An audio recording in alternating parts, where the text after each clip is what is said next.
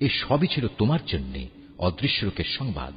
আমি এগুলো তোমাকে ওহির মাধ্যমে জানিয়েছি, নতুবা তুমি তো সেখানে তাদের পাশে হাজির ছিলে না, বিশেষ করে যখন ইবাদতখানার পুরোহিতরা মরিয়ামের পৃষ্ঠপোষক কে হবে এটা নির্বাচনের জন্য ভাগ্যরেখায় কলম নিক্ষেপ করেছিল, আর তুমি তাদের ওখানে উপস্থিত ছিলে না যখন তারা বিতর্ক করছিল। অতঃপর ফেরেশতারা বলল, হে মরিয়ম, অবশ্যই আল্লাহ তাআলা তোমাকে একটি পুত্র সন্তানের জন্ম সংক্রান্ত নিজস্ব এক বাণীর সুসংবাদ দিচ্ছেন। তার নাম হবে মসীহ। সে পরিচিত হবে মরিয়ামের পুত্র ঈসা হিসাবে। দুনিয়া আখিরাতের উভয় স্থানেই সে সম্মানিত হবে। সে হবে আল্লাহর সান্নিধ্যপ্রাপ্ত ব্যক্তিদের অন্যতম। সে তুলনায় থাকা অবস্থায় যেমন মানুষের সাথে কথা বলতে পারবে, পরিণত বয়সেও তেমনি ভাবে তাদের সাথে কথা বলবে।